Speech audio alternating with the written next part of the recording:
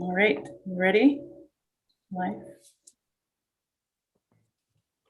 Okay, we're calling the meeting to order at 7:00 p.m.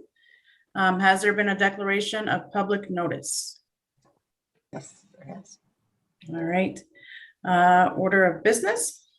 There are no public appearances today. So next is the consent agenda. Can I have a motion? I make the motion to approve the consent agenda as presented. Second. Okay, let's have a roll call vote. Susan Manning, Aye. Susan Fox, Aye. Eric, Aye. Andrew, Aye. Peter, Aye. Lorene, ayes have it, motion is carried. Next Lorene, is, yes, Can I just ask one quick question? Dan, would you just make sure that the board is aware of the CISA contract? I had to look that up because I didn't know what that contract pertained to and it didn't give an explanation. So Carl Perkins. could you just give that to the board so they know what they have approved? Okay, yeah, so we're referring to the Carl Perkins. So Carl Perkins is a federal grant program, and that it basically provides, a number of things for career and technical education program. And if a school district receives less than $15,000 total, you must be in a consortium with at least one other school district. And so over the years, we've had various partners, but DeForest has been with us the last 2 years. No, but I guess I was looking more for what the Carl Perkins does. So is the rest of the board aware of what that assists us with? The contract we just approved? Okay, so that's what I'm looking for, Dan, not the actual contract. I'm looking for what it enables us to do. It provides funding for career and technical education programs. Thank you. Susan Fox? My only question, since you asked questions, is I didn't recall that we always had been in a consortium with someone else? Or is this unusual to get this little money? That's the only part I didn't remember. I know what Carl Perkins is, but I didn't. Yeah, it varies. So we always, I think, kind of teeter around that amount. Okay. And so some years we hit a threshold and sometimes we don't. So yeah, it's not a large amount of money that we've ever got. Right. Okay, thanks. All right, we can move on to recognitions. Okay, we have several this evening. Start with Monona Grove student athletes were well represented on the Badger South all-conference teams. For girls soccer, freshman Isabel Danner and junior Mara Hine were chosen for the first team. Juniors Emma Dyer and Kaylee Adamski, and seniors Megan Court and Vanessa Gallimpiardo were named to the second team.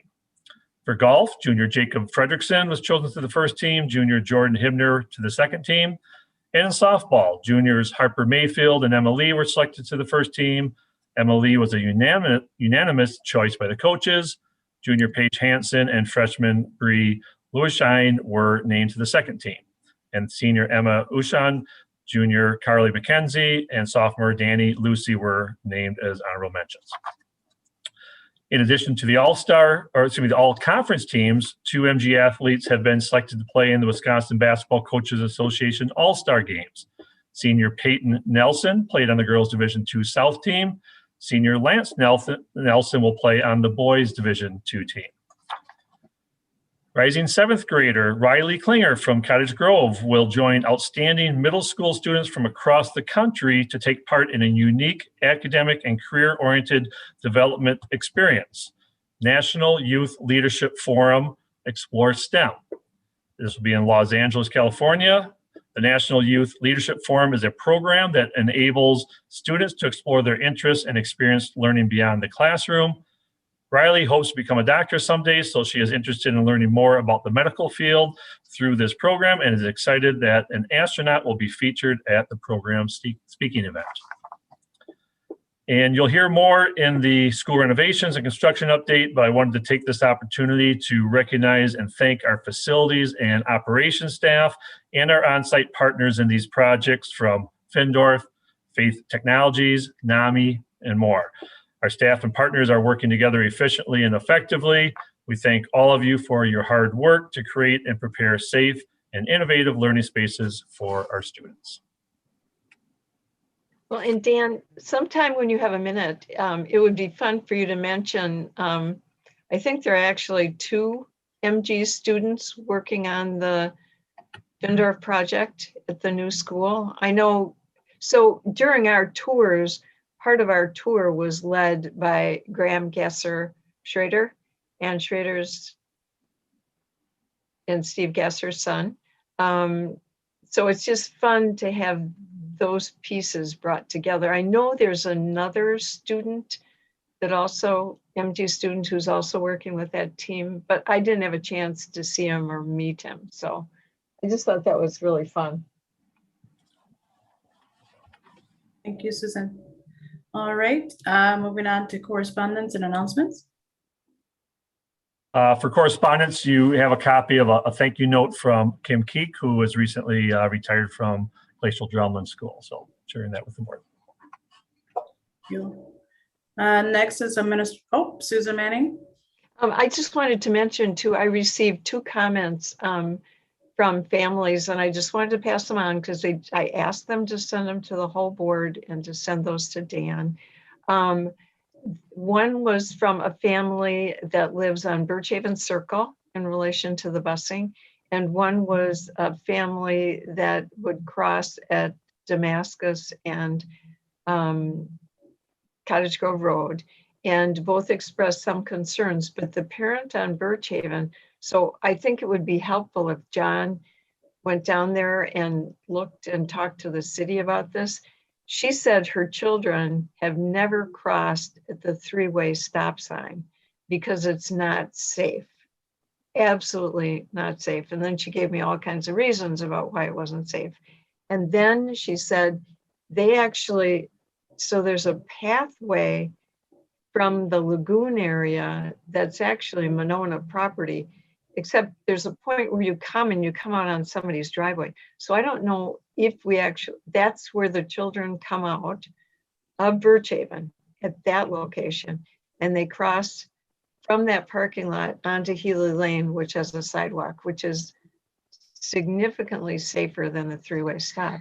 So I do feel better about that, but I think it would be very helpful if we ask either the city of Monona exactly what the access piece is there, or have John do that. Because then that would take care of that little circle that has to cross Winnequa Road. And then the other parent was concerned, again, even with the light, about the speed at Damascus. So I'm just mentioning those concerns and passing those on to the board as part of acknowledgements and correspondence. Thank you. Thank you, Susan. All right, administrative report.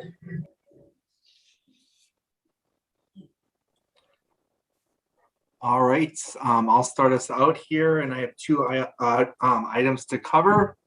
The first one is the July 1st state aid estimates, and you probably had saw in the newspaper, in addition to that, other media sources, that the July 1st aid estimate that is required by law to be released by DPI was released. Based on the estimates, we are anticipated to see an increase of just over $700,000 for equalization aid or state aid.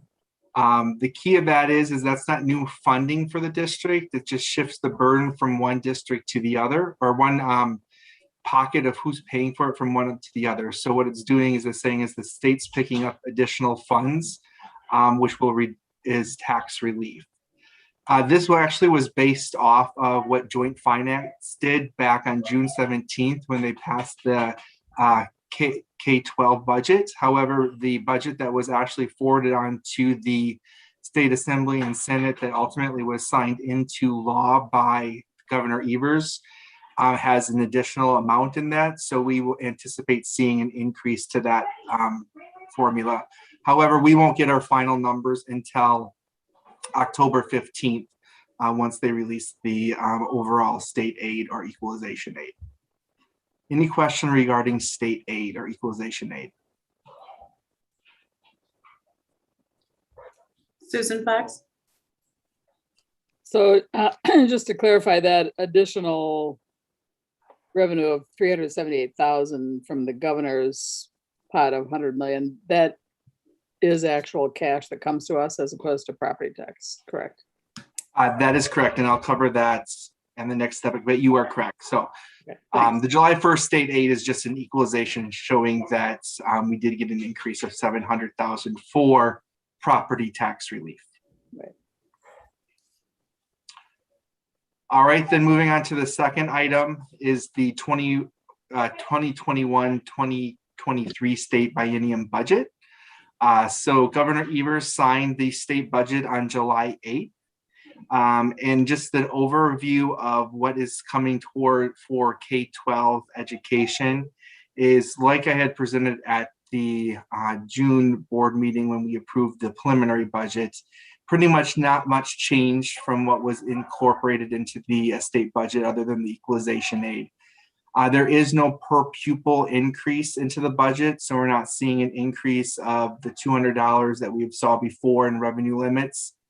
There is a definitely increase in state aid or equalization aid, and that's where you're hearing the comments about the state finally getting to that 2/3 funding, which is great. The problem is there's no new additional funds that are coming in that can be pushed into the classrooms. That's part of the state budget.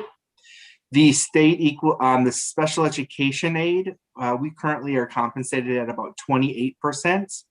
So based on that for 21-22, we don't foresee that being an increase because how that's calculated is they take the previous year's aidable expenditures for special education and divide that out by the pot of money that's allocated, and it comes out to about 28%. So it's not a net out, it's whatever's available. So it could be 28, it could be 27, but it's based on the estimates that DPI and the Legislative Fiscal Bureau provides to the Joint Finance Committee. That's how they come up with that. So really, we're anticipating a 0% increase in special education aid. However, in the second year of the biennium, it's supposed to go up to 30%. So there would be some additional funds that would come in there. And that will determine how much we spend this upcoming fiscal year 21-22 in special education. The other part of it is that we also have heard during the budget signing process, Governor Evers announced $100 million that's going to be infused into K-12 education. A couple things I want to note: that it's not part of the state budget. Governor Evers is using funding that the governor's office has received from the federal government as part of the ESSER funding that is in complete control by the governor's office. And so what we're starting to hear through media outputs, we have not gotten an official word from DPI yet, that it will be allocated on a per pupil basis. And that estimated to be between $120 to $130 per pupil. There's a couple of things that we're not for sure what that's going to look like. Are they going to use that same 3-year rolling average? Are they going to use a student as a student and not convert it into an FTE? So there's a lot of things that we're unsure of right now. And DPI is obviously working with the governor's office.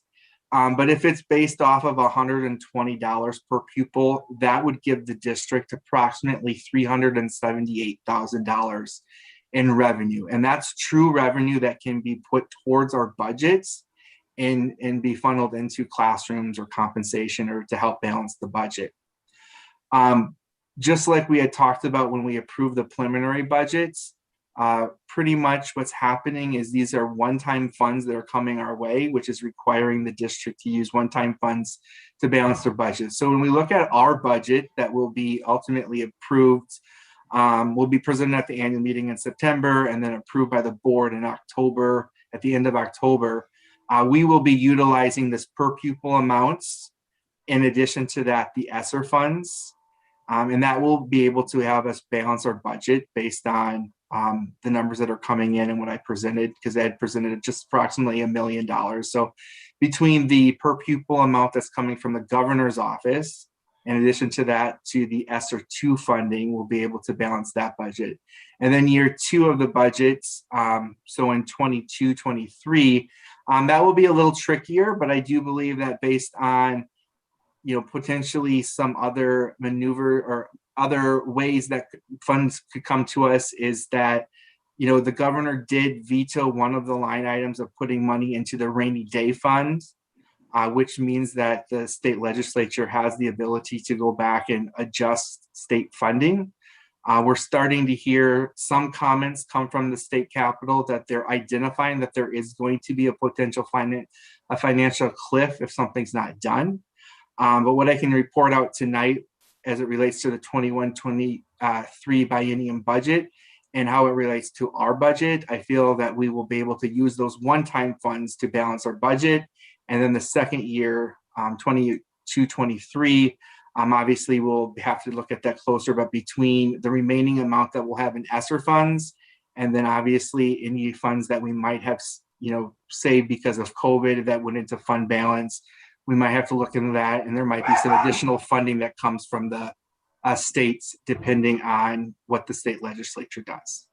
But the key of it is that the state budget does not provide any new additional funding to districts to build off of for a base building. We're using a lot of one-time funds to balance our budget. Any Jared, questions? Yep, I have a question. Jerry, when do you anticipate DPI kind of giving you more information about this? I would imagine that over the next couple of weeks, they'll really research it. But to get a true idea of what that will look like, they're probably going to wait till that third Friday count in September to let us know that. But I'm sure they'll have the rules out by that time, so we'll have a better idea of how that calculation will happen. I would just imagine that there's just a lot of work that's happening at the DPI and trying to coordinate that and ensure that they're meeting all those requirements. So I would imagine hopefully by our August 11th meeting, I'll be able to report back and give you guys a better idea as well. Thank you. Peter? Thank you. Jared, so what you were telling though is that from a bottom line perspective for the current year, we don't have any big dislocations in our budget thanks to these additional funds that are coming in. So Yep. we're around where we need to be for the preliminary, to match the preliminary budget. That is correct. Yep, because we'll be using those one-time ESSER funds in this one-time per pupil amounts. Thanks.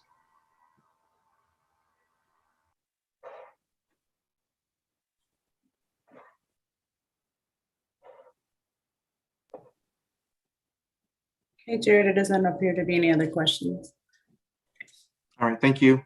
Thank you. All right, next is the Superintendent's Report. Okay, thank you. So tonight we want to update the board on the work that we've been doing with the evaluation of the school resource officer program.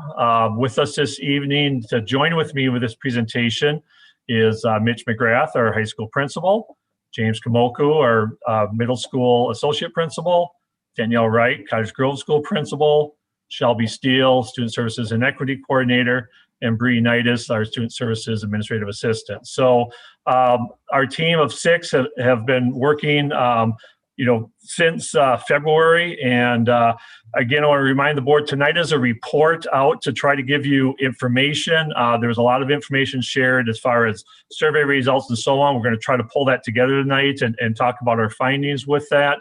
And then is an opportunity as well for the board to ask us questions and provide feedback.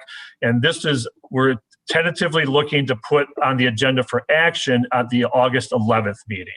Okay, so tonight is an informational session, an opportunity as well. If there's questions that we can't answer, that we need to go back and do additional research and so on for the board, an opportunity to do that as well. So I just wanted to be clear that that's the purpose of tonight. We do have a lot to get through, so I would ask if we could keep our questions until the end of the presentation so that we can get through the information, and then we'll be glad to answer any and all questions that board members might have. Okay. So if that's okay, I'll go ahead and share my screen, and we do have some slides. By the way, the slides we're going to go through, we do have posted onto the public content on board docs. So these are not confidential. There are a number of hyperlinks attached as well with data. We're not going to show all of the data slides. It's just too much, but there are links that the public has access to as well, the same as the board members do.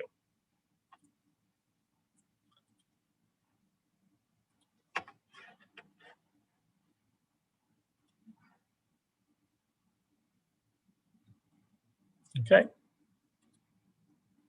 All right, so that kind of gave a little bit of a preview. These are the things that we're going to go through tonight. Process timeline, talk a little bit about what research has said, our own data here at Monona Grove, talk about the information that we, how we organize that data, what are the key questions we're trying to answer, and then reflections from each of our committee members through this work, and then recommendations for next steps.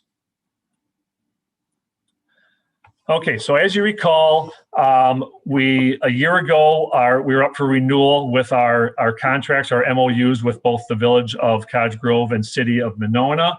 Again, things because of the pandemic, of course, we didn't start with schools being open. And so we had decided to extend the contracts for a single year to give us an opportunity to do further evaluation. And so during that time and trying to determine how to do the evaluations, we put together an internal steering committee of the individuals that are with us tonight to look at how we're going to even analyze this issue. And so we're going to talk tonight about exactly what we did and that we're presenting. And so we started by looking at research. We looked at policies and procedures. We gathered data as well as communicated out periodically to the board and community. And we got to April, we focused on staff surveys and focus groups, communities, student surveys, and that moved on to May as well. And then we also had a chance to look at all the data logs from our school resource officers and gather additional input and interviews with our respective chiefs of police and school resource officers. So there's a lot of information gathering, and I said tonight we're going to try to summarize the results of all that information. Okay, so when we look at the literature, what does the research say? And you all know this, but I'll just remind everyone that when you look at education research, there's never definitive answers. There are a lot of times very strong correlations and very strong conclusions that we can reach, but it's never an absolute. And so when we looked at the literature, we looked at 20 to 30 research articles that tried to summarize. And on this slide, I just picked out, 5 of the key bullet points that try to kind of look at what are we looking at here to try to analyze this? Why are school districts looking at reevaluating their school resource officer programs? And some of the key things that looking at the national research, in some cases international, one of the things that is pretty clear that in general, SRO programs in schools have a lot of inconsistent implementation, and there's a disconnect, between what's expected of our police officers as well as our school administrators, and it's largely driven by discipline of our school administrators. And so the first and second points and talking about that alignment, that's one of the issues or challenges that historically has happened in schools.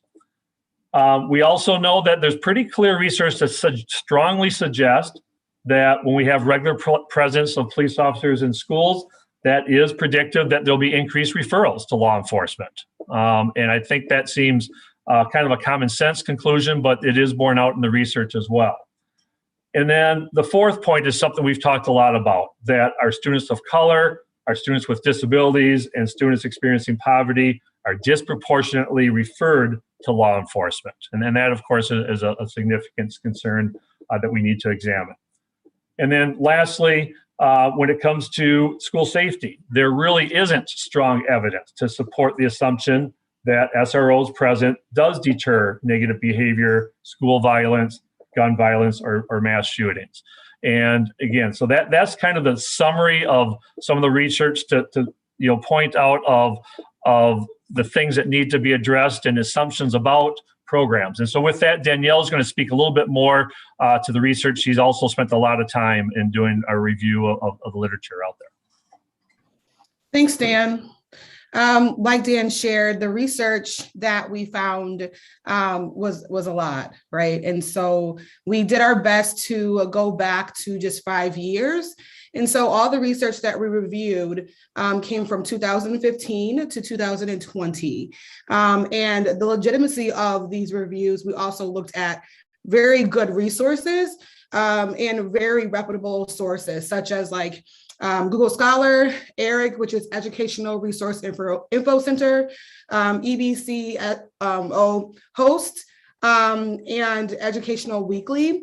But we also looked at Harvard Review, Harvard Law, to also go deeper into the research. And so the 3 strands of research that we found in our literature review compiled of criminalization of school discipline, the disproportionality of students of color and students with disabilities, and also community policing and the relationship of that policing and the relationship building.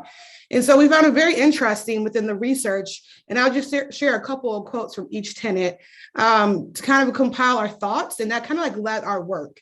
And so this was the groundwork of how we started. We looked at the research, we looked at the literature, we talked it through, and then we also looked at other data points as well before we started to go through our processes.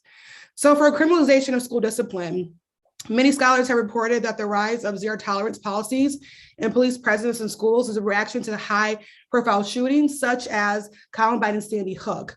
About 42% of schools are reporting a weekly security presence, including SRO and non-SRO law enforcement in the 2009-2010 school year, compared to 10% of schools in 1996 through 1997 school year. Between 1997 and 2007, the number of police officers in schools rose by 55%. And that's according to the Harvard Law Review on April 10, 2015. Also, the data show, which is really interesting, that the first arrests increase subsequent law enforcement response, even compared to those who have not been arrested for comparable offenses. So it shows that when students have more police contact, regardless of positive or negative, the outcomes can be that they will have more increased law enforcement activity later on. Research also has found that SROs have no effect on less serious forms of school-based violence, and that several have noted that the presence of SROs is associated with more student arrests for minor offenses or rule violations.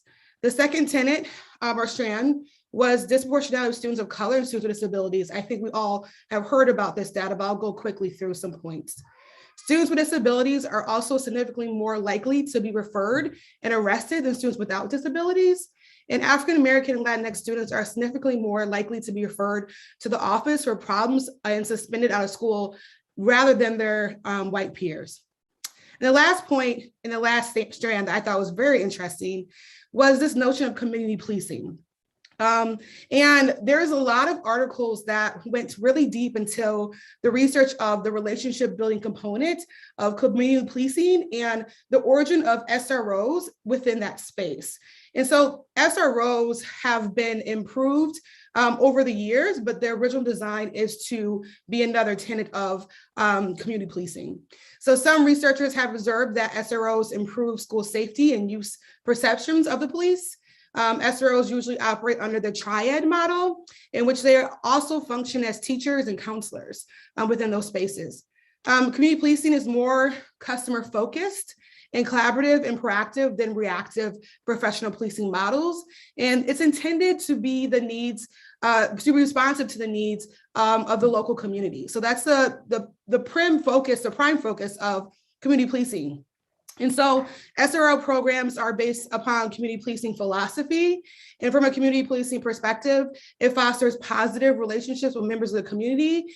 And it should ensure the success of the SRO programs if it's done correctly. However, building these relationships has proven to be one of the most difficult elements of implementing the program. And so there's so many scholars, I mean, I cited them all if you want to see my notes later on, that supports this. But we found that these are the 3 strands that kind of tie together through all the literature that we reviewed. Thank you, Danielle. And one of the things I just realized, we will make sure we'll provide the board with the bibliography of all the research. So we'll share that out with you as well. Okay, so next we'd like to talk a little bit then about the process we looked for our internal collecting data and reviewing. So Bree is going to speak to that. Thanks, Dan.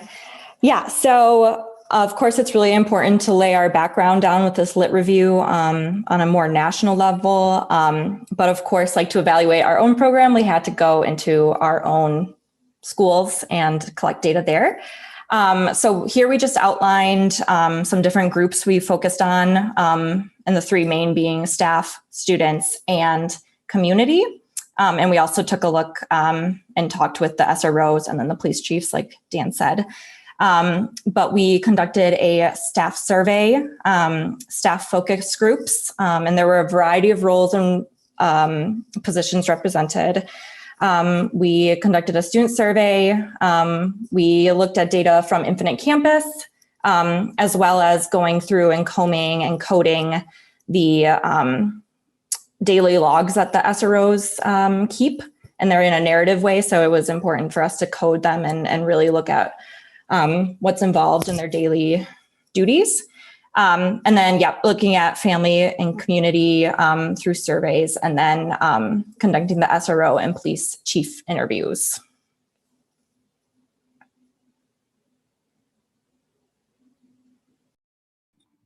Okay, thank you, Bree.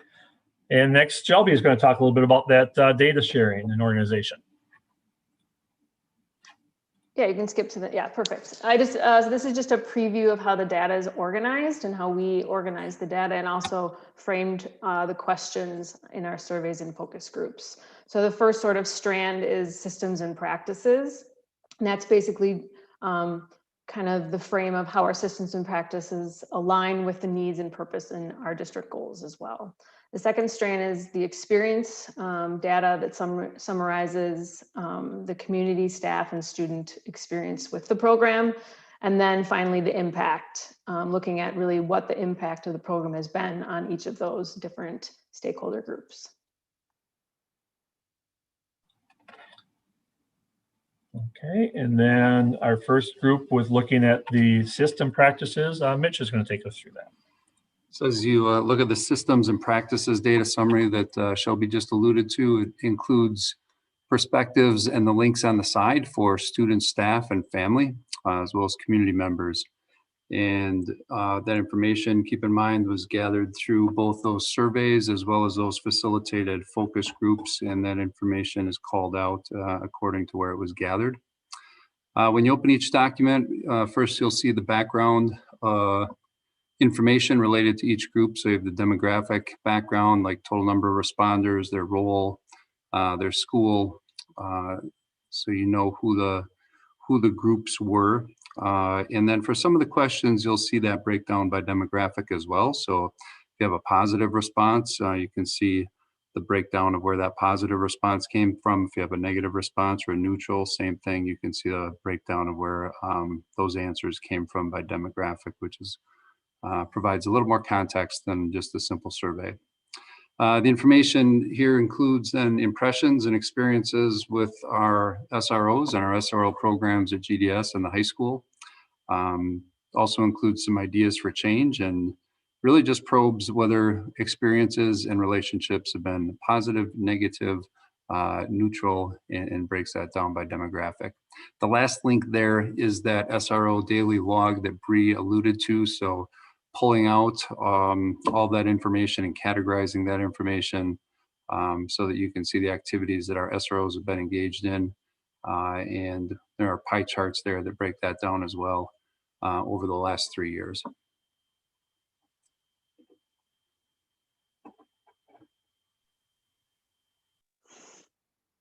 And I'll kind of be walking through the experience data summary for us.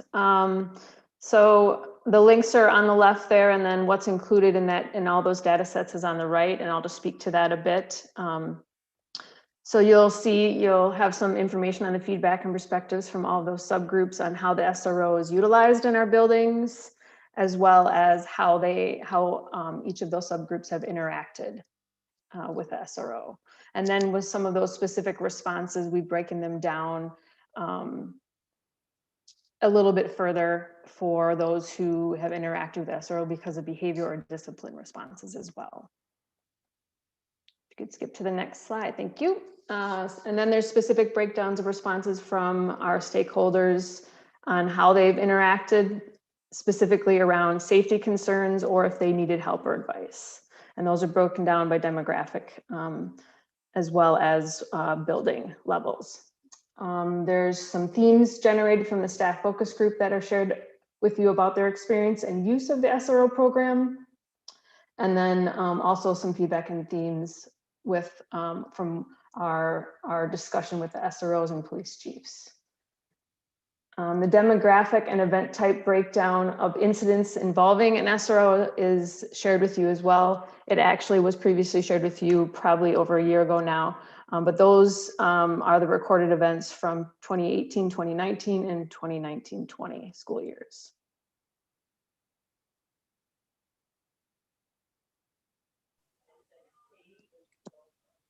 So I'll be talking about the impact aspect of the data that was collected. As you can see on the left with the links are the student impact data summary, staff impact data summary, and family community impact data summary, along with the SRO and police chief summary. The difference from the impact and experience component is it's specifically looking at feedback and perspective from students, staff, and community members on how they interact with the SRO and then the impact that that creates. We break down specific responses from students and community members who have had a positive interaction with an SRO. You can go to the next slide, Dan. We break down specific responses for students and community members who have had a negative interaction with their SRO. And then we specific breakdown of location and a reason for interaction. Themes generated from the staff focus groups and the impact use of the SRO program. And then feedback and themes generated from the discussion with our SROs and our police chiefs in both communities and the impacts of the SRO programs. A couple of things that came out from in terms of the breakdown and location. We talk about things like hallway interactions in the hallway, interactions for behavior discipline, or for any questions or in classroom supports where you SRO may be teaching the class. Are all in those data sets that we were able to review.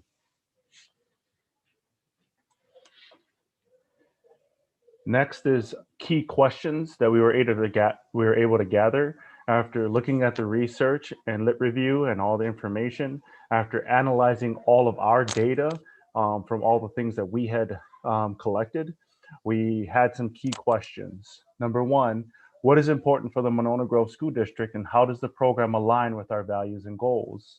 Number two, what harm may result from the SRO being involved in student discipline? How might this impact students of color and other historically marginalized groups disproportionately? And does the district's focus on equitable outcomes and trauma-informed practices align with the SRO's position? And number three, research has shown that rates of documented crime increase with the presence of SROs. How might this outcome impact the school culture, feelings of safety among students and staff, and how might it impact students of color and other historically marginalized groups disproportionately? Number four, what are the long-term effects of employing an SRO on important student outcomes, such as psychological well-being, educational achievement, and graduation rates? Number five, if the program continues, what practices and systems need to be adjusted or changed? What positive systems and practices need to continue? What supports, training, resources need to be provided? And number six, if the program does not continue, what will the impact be of not having the program? What supports, training, resources need to be provided?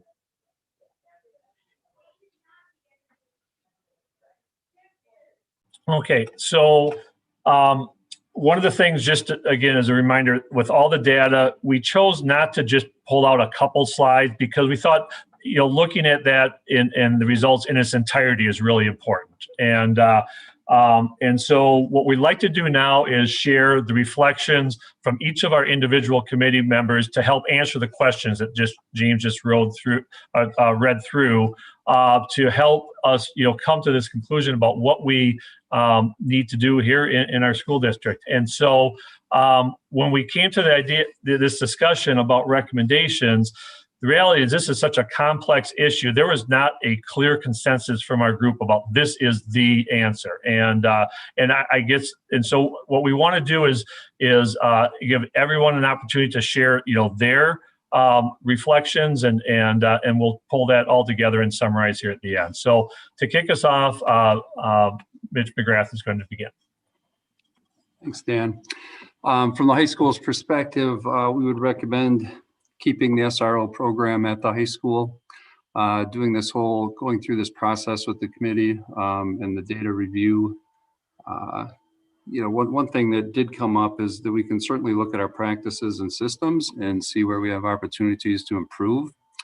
For example, I went through a similar process in MMSD, really one thing would be to work to develop a tool that helps us calibrate around when law enforcement is involved in a situation at school. Develop some guidelines around, when is there that legal consequence as part of the outcome for an event that took place either in the school or on school grounds. Another question that arises is who directly contacts the SRO for assistance and under what circumstances? Who directs that partnership to begin? I think looking at those things, I think we have some opportunities there to collaborate with our SRO with the goal really of taking a look at those things and doing our best to remove bias from our practices and really raising our awareness of where our bias may enter into decision making. So absent the in the moment stress of making a decision, stepping back and having those conversations in advance and developing a tool that helps guide our practice. Along with that, I think you can see a lot of data in this report, provides a lot of insight, but with the amount of data here, I think we can step back and say, what data do we want to make sure that we are gathering? Why do we want that data? What is the data cycle that we're going to use to review that data, reflect on that data, and have that drive changes that we can make? And again, looking at some of the concerns around bias and disproportionality, that's an internal accountability piece where we're having that conversation based on the data that we've gathered internally. And then we obviously have external research to look at as well, but we would have that internal data to look at specific to being local here. Just a couple other pieces that I'd bring to your attention just because I have the opportunity tonight. I think it's difficult to reduce to paper the relationship that ICRSRO has with students. And so as I just looked through the data again today, I was kind of looking for that to surface, and I'm not sure how to quantify that, but it's difficult to do. And we're fortunate with our SRO here at the high school. As a principal at the high school, I would be concerned for a number of reasons about losing our SRO. One of those would be the impact that would have on our ability to respond effectively to major events or crisis. This spring, we took the opportunity on several days to tabletop with our SRO as an admin team. Things like a gas leak, a large disturbance in various parts of the building, throwing in different complicating factors and what ifs. An accident in the parking lot with varying levels of severity. An armed threat in a nearby or adjacent home or business. So talking through situations like that and tabletopping them with our SRO really brought to surface for me the advantages of having an SRO in the building in those situations, as opposed to calling in a patrol officer who may not be familiar with our personnel, our roles, our resources, our systems, and just the entire building and context. And it just became apparent in those tabletops when our SRO was really able to raise key questions and help us think through many different angles in responding to those situations. That is kind of keen awareness of the way we function was valuable in those situations. Looking at the data, one of the questions that comes in the data is, how would you describe the relationship between the SRO and students in your school? And that was asked of different groups. for students that had interactions with the SRO, did your interactions with the SRO end in a result that was positive, neutral, or if it didn't apply. But in those data sets, we'll see that the overwhelming results were positive or neutral. But that doesn't dismiss the percentage that's smaller that also had negative impressions or felt they had negative experiences and had negative experiences and walked away with that. So looking at the data does remind us that, okay, how do we improve? How do we impact that data? What practices do we need to look at and reflect and adjust? So those are some of the key points that I wanted to raise just in processing and giving a recommendation here. And thank you for the opportunity.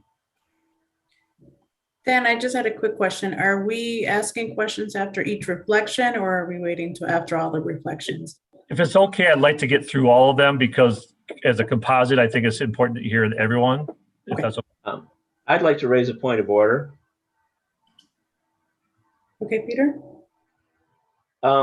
This is an important topic, and I believe that very important topic, and I believe the public has a right to hear the data and, more importantly, the conclusions and comments from our staff concerning this. And I do not feel that this was appropriate. This kind of a discussion was appropriately noticed. In fact, I was asked over the weekend if we were going to be discussing this topic at this meeting, and I looked at the board docs and saw that there was just the PDFs with the data summaries, and I said, no, we just have the data summaries, the data for us, so that we might have a discussion in the future. Now, I believe the public has a right to be notified so that they can tune in and hear Mitch's comments and the comments of everybody else here. So long as we were just presenting an overview of the process and, you know, summarizing how we got to the data we have, that's fine. But I don't believe that we should be having a discussion and listening to and taking the conclusions and, you know, the recommendations from these good folks without a better, more appropriate notification to the public. Because like I said, this is an area of concern. And so I think that if we have general comments and discussion about, you know, the work of the committee and, you know, the data before us, not specific to the data, but how we got to the data and so on before us, that's fine. But I believe that this discussion we're having about conclusions drawn from the data should wait till another time when we have a better public notice. Susan Manning? I'm not sure that that position is, I think it needs to be weighed by the board. And that is understanding that it would have been better to have it on the agenda. It was put on the agenda so that you could see it was going to be presented. Often when you see the superintendent report, you don't see the items that are going to be included. But in this particular case, we did. And again, I talked to Dan about this and asked him questions and thought he was very fair and very open. And that was, we're doing a presentation tonight. There, you can ask questions, we can get more information for you, we can do further work. But we're just doing the presentation tonight, and we won't be actually having full discussion and work on moving forward on this until August. And I think Dan made that very clear again at the beginning of this meeting. So I think this actually gives the community a great opportunity for almost a full month to put information together and come forward and meet with Dan and the principals prior to that time, rather than trying to do a discussion and make a decision that evening. So I appreciate the fact that he's doing the presentation and giving us the information in this manner with this amount of time to then put discussion together. And in fact, we can even do the discussion at the first August meeting and make the decision at the second, depending on what Dan's timeframe is, or we can schedule a special workshop so that we can actually, they did in fact survey the community. I think they're really working on this. And the other thing that's interesting is that one of the requests I made of Dan is that we could meet with the new chief of police of Monona, just to see how that worked and what their position was. And apparently most of the board members are have already met with the chief and talked about this. So I think it's better to bring this together just exactly the way Dan is doing this. There was a survey, so the community knew this was coming forward, and it was actually. Susan, did the survey contain today's date? Pardon me? Was today's date on the survey? I don't think so. I mean, all of that, I have no problem with the work being done. Nor the data being put forward here made available to us and to the public. I do believe that we shouldn't have a discussion where we get into conclusions from our administrators without better notice from the public, to the public. I don't think this was, it was noticed as a superintendent's report. It was not noticed that we would have this discussion on the SRO program. And in fact, the public comment content where it was stated that we would have the evaluation update wasn't there this weekend, I don't recall.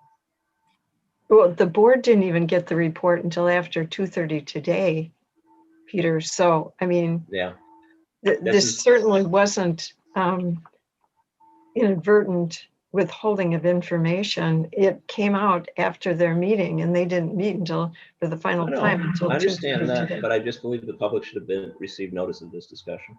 Well, it says superintendent. And so what I would suggest, if I may, I don't want to argue, I just want to suggest that we take this information, we have asked questions about the process, but that we leave the input from the administrators, the conclusion and the discussion to a later date. That is my suggestion.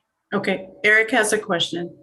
Well, I agree that this seems like it would be more properly agendized as a discussion item, but also when someone raises a point of order, I don't think that we're able to debate that. I think that that's supposed to go to the president and then make a decision if indeed that needs to be changed or not, from my understanding of Robert's rules. So that's how I understand it. So I don't think we should spend time debating the point of order. I think we should make a decision. Okay, thank you, Eric. Susan Fox? I agree with the point Eric just made. And when the president makes a decision, it can be overridden by a majority vote of the board. My personal preference, I agree. I think it should have been noticed as a separate discussion item. I'd be willing to have another meeting about it. I would like to hear the responses tonight, just because part of the point, I thought, to hear all this tonight, and all those surveys were there. I mean, I spent time reading through all those surveys. They were posted prior to 2:30. They were there this weekend. So I looked at them and spent a lot of time looking at them. But they weren't available to the public. I would like to, I understand that, Peter, and they can be put on later. I think that's fine. But I would like to hear that tonight, because part of my understanding of the point of the presentation was tonight was to give us time to absorb it, to do more research if we want. I would appreciate getting that bibliography, ask questions. Members of the public will now know we talked about it. They can go back and watch the video. They don't have input during a meeting anyway. That's not the same thing, I realize. But I guess, so anyway, now that you've called point of order, according to Roberts, there should be a ruling from Lorraine, and then we can see where we are from there. I guess I would like to continue the discussion and allow each person to share their reflections. Okay, if I could just make a quick comment as well. It specifically was noticed as a report, and you're right, Peter, there is not discussion tonight. It was not agendized to have discussion. It was agendized to be a report, and that's all it is. By the way, this is recorded, and there's a message going out to all families tomorrow with an update, and all the information will be shared with them, as well as the website will be updated. So that was the purpose of tonight, is not for board discussion and debate, but simply to hear the presentation, receive the information, and they'll be agendized for discussion and debate in August, or the next time we meet. Okay, thank you. All right, the next person for reflection, you want to? Okay, it's James. Hey everyone. So this was a lot of data, a lot of time, a lot of great discussion that took place, and I want to share with you what I gained from it. So a little bit about my experiences. Like Mitch, I've worked in schools where we've had SROs in the Madison school districts. I've also worked in schools where we didn't have SROs and we had community officers. So I see the difference in terms of response, in terms of relationship building, in terms of knowing kids and accessibility. Some key things that I wanted to bring up to the board and all those watching is we have to really look closer, and I've told Dan this, at our policies, because a lot of the disproportionate numbers you see is due to the zero tolerance policies.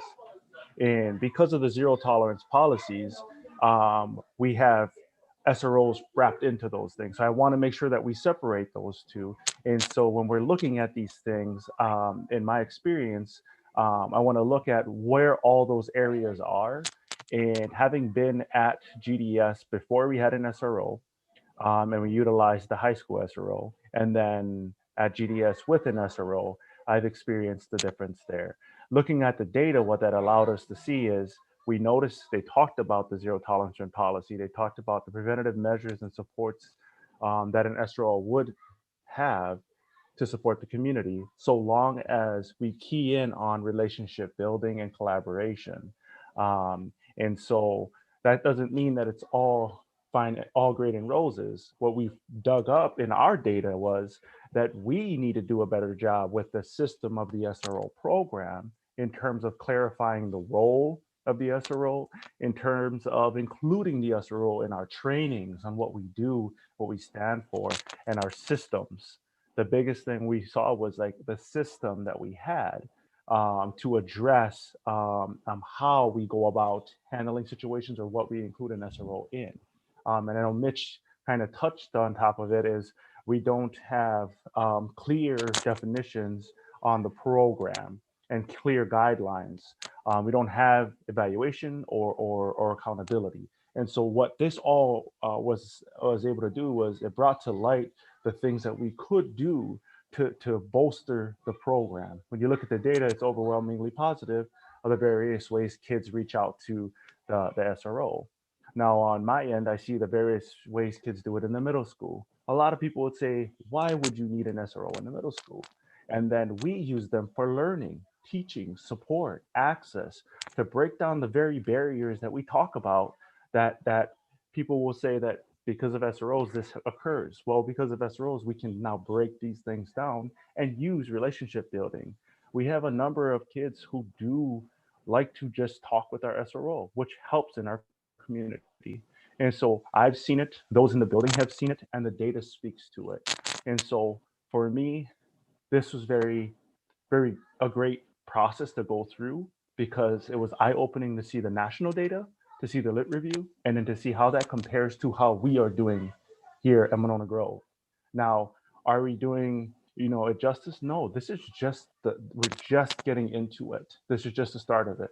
Now I see this as an opportunity for us to do it better and taking that next step to reimagine how we can truly partner and make a community, make this a community approach where all of us can feel safe, where all of us can feel included.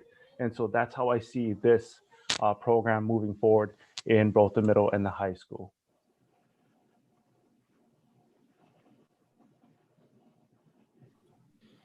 All right, I'm next. Good evening, everyone, again.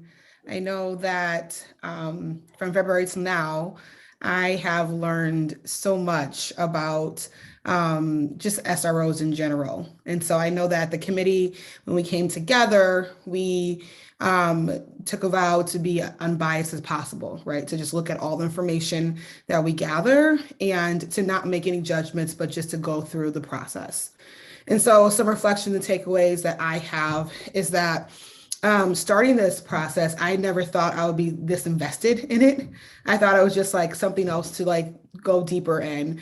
And then the researcher in me started to kind of like go down this funnel of finding more information and being more intrigued and asking more questions. I think that I agree with Mitch and James as far as what they shared. There's a lot of things that we as an institution, we have to just take our own ownership for. And in the same note, in the same breath, there's also things that our community partners need to as well. And so we have this partnership with the police department. Police departments. It's really important that we're all on the same page and we all take ownership within this process. And so I have a couple takeaways that were really kind of like mind-blowing for me, is that the data in itself shared, of course, is national data. We can't say that this is exactly what's happening here. However, what we can say, what we do know, is that we do have lived experiences. And so those experiences, which we found later on when we interviewed students, when I was a part of the focus groups, and that was just so amazing to hear from staff, kind of like their thoughts through it. And so I think that all of those pieces together played a really big part in understanding the process here in Monona Grove, and also what this could look like, even if we keep the program or dismantle. And so some of the things that really resonated with me was that, technology, for example, 10 years ago, I didn't even think that we could have one-to-one devices, right? And throughout the years, technology has evolved, it's changed. We are now having the ability to have access to certain things we did not have access before. I mean, my phone is like a computer, right?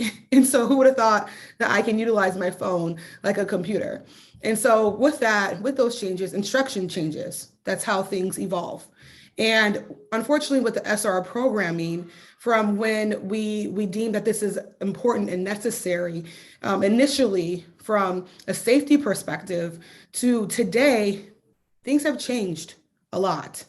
And so we have to look internally at our own systems, but then also look at where we are at in 2021. And so with that being said, with all the data that we collected, with the surveys, with the focus groups, with the interviews with the police chiefs, I really strongly feel that we need to do some work internally. I think that we need to review our own policies, our own behavior matrix. We need to look at, when do we call the police? Why do we call the police? We need to drill down those data points. I would love to see, because again, this is the researcher in me, I would love to see more of figuring out why we call, when they respond, and what's the purpose, and then what's the outcome. I think that data in itself is something that will tell a bigger story of what's happening today in 2021 and how we're utilizing the police. There are so many articles, there's so many conversations about relationship building. However, in the data that we found, there was nothing that strongly said that students are having these very strong positive relationships with our current SROs. There's nothing that said that, like, with the SRO, now I have X, Y, and Z. There were definitely some themes and threads that came throughout that we found where students were impartial or neutral, or some felt like it's neither here nor there. Some liked them. Some said, yeah, I have no problem with SRO. And then when you ask deeper questions, come to find out they don't really interact with them. And so it's, for me, it's like, what is developmentally appropriate? School, we teach kids about math, reading, right, or literature, but literacy, but we don't really talk much about behavior. And so how can we cultivate that? How can we help students understand that? And how can we help them grow emotionally and mentally and spiritually to be a better human being? Because that's our mission of our district, right? For continuous learners, lifelong learners, that's what we want. And so how can we do that if we're only looking at academics and not behavior? And that's something that we should definitely tap into a little bit more about. What are we doing systemically that has helped support that for student growth? And I'm not saying it's not happening. I'm saying through this process, I've seen more things in our systems that can definitely change to support that better. You know, we're always evolving, we're always growing. I mean, Grove is just constantly growing. And so this is the perfect time to review what we're doing and to make those changes, to make those adjustments, and either to redefine what that looks like or to take more accountability with that with our partners. And so for me, I think that if we keep the SROs, we really need to have a clear, defined line between the police departments, both Monona and Cottage Grove, as far as our partnership and what that looks like. And if we remove them, we need to figure out what we're going to do. What's our next steps? How are we going to make sure that we are continuing to provide a safe environment for our students? And the reality is the data didn't show that without the SROs that it wouldn't be safe. So for me, the main takeaways that I took from this was that we probably need to continue thinking through this. I don't feel like we're at a point where I'm very much so adamant based off data that we are at a point where we can remove or keep. But I would like to see our current structures, our internal practices, strengthen those, and then also work on our communication and our partnership with our current departments to see how we can redefine that. And I'm interested in seeing if that makes an impact and change. If not, then again, data tells us everything, right? Like data doesn't lie. And so I'll be really intrigued about learning more about that.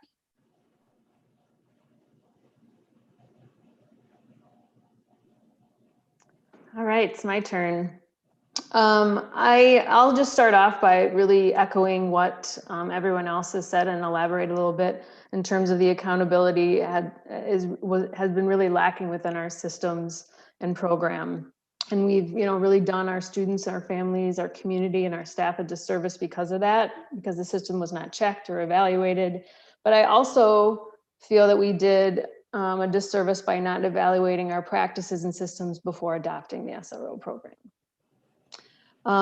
Some of the data and information that I kind of want to elevate that really stuck out to me through this process was I just didn't see any evidence to show that the program is a deterrent to unsafe behaviors, and specifically time spent on citations and referrals to DOJ and the police have increased over time with having an SRO. Which really aligns with a lot of the research that was shared in terms of our lit review. I really feel that through the staff focus groups that Danielle spoke to and some of the surveys, the staff really shared that they are concerned that having an SRO program doesn't align with our equity work and our trauma-informed practices. So that's a real concern that we need to evaluate going forward. And that our relationship between the police force and communities of color isn't necessarily improving with SRO. We didn't see overwhelmingly evidence of an impact of more students of color reaching out and seeking assistance from that program. And first, and also like the lens of doing no harm, right? Long-term effects of the SRO program from our lit review show that research has said that this is has detrimental effects, specifically for students of color. And at Monona Grove, from the daily logs and other things, it is very, it comes out pretty strongly that our students of color, our students with disabilities are more likely to encounter interactions with our SRO. So from my lens, just so you know, through my experience as an educator, I have worked in middle schools on the administrative team with an SRO and without. So I've seen how it can work both ways. And I would really love to challenge our thinking and practices and move away from policing in schools and really start to align our equity statement with our practice. So I'll kind of leave it at that.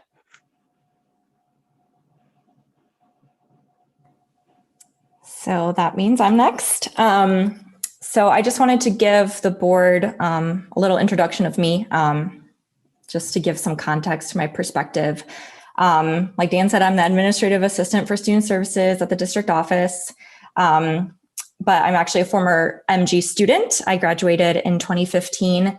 And then in my last year of undergrad, I went on to intern with the student services department at the high school, working closely with the SRO there.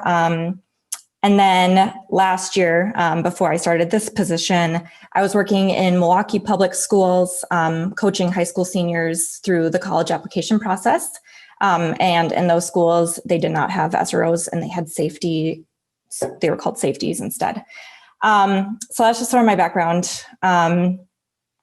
And after sitting through this process and being in every focus group and every meeting, and really reflecting on the data and the information we've collected, the conversations we've had, the voices we've heard, I have a lot of concerns with the program continuing, and it comes down to what Shelby was sort of saying with aligning to our equity mission. And my concern really lies with the students and staff who have expressed, and even those who have not expressed, that they feel unsafe, scared, anxious. A staff member said exhausted by having SROs in their schools. And with the data and national data, our school data, those students and staff are typically BIPOC, identify as being part of the LGBT community, are students with disabilities. And so when we think in terms of equity, that means raising up those voices more. And out of all the data and the surveys we collected, even if the numbers, one student says that they feel unsafe, that's enough for me to want to lift their voice up. And I want to go into student services. I want to be a school counselor, and something that has formed really the core of my philosophy of service is an education, is believing that schools should be a space where students can show up and be authentic to who they are. And I don't believe you can do that if you're feeling unsafe or on guard or in fight or flight. And so really that's my biggest concern. And I mean, the committee members here gave a lot of ideas of ideas moving forward, and even with the SRO program, but I think we can use that same energy to be creative and forward thinking about possible solutions for covering the gaps or the positives and the pros that people have brought up in support of the program. I think we can be creative in finding other ways to do those things. So that's where I'm at. Thank you, Bree. So I'm going to conclude the reflection part by speaking, for myself. And one of the things I guess I'd like the board to consider, as you know, when you have decisions to make, normally it's my job to make recommendations, either for myself or on behalf of our team and our schools. And in this case, one of the things that I realized through this process is that my voice is no more important than everyone else that you heard tonight. You heard 5 individuals that have worked, that really gave clear, compelling statements about perspectives and about how ultimately this impacts our students. And there is not, in my mind, a right or wrong answer here. And that's what makes this so challenging. And so what I'd like to do is just go into our last slide and talk about where do we go from here, and things to consider moving us ahead. And we want to look at both scenarios. What if we do continue with SROs? What has to change? What do we do next? And then the second consideration is, what if we don't have SROs? Then what? And I think the answer is that we can make either work. And the question is, which one do we, what route do we take, and how do we make that decision? So here are some things that are very clear that have to happen if we are to keep our school resource officers. Number one, this has to happen immediately before the start of the school year, and it will happen if that's the case.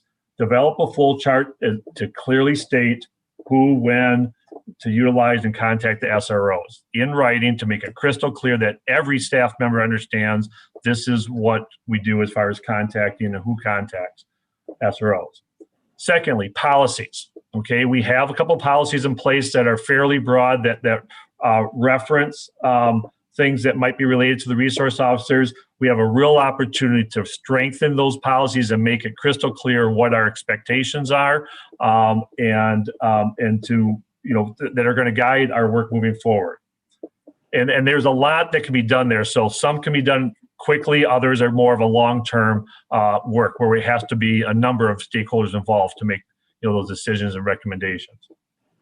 Third, and maybe this should have been at the top of the list, clearly define the purpose and role of the SROs. We have nothing in writing that says this is what a school resource officer should do in the Monona Grove School District. Not clearly, anyway. We have some very, rough guidelines and loose guidelines, but that has got to be to the forefront. We need to be very clear what the purpose and role is.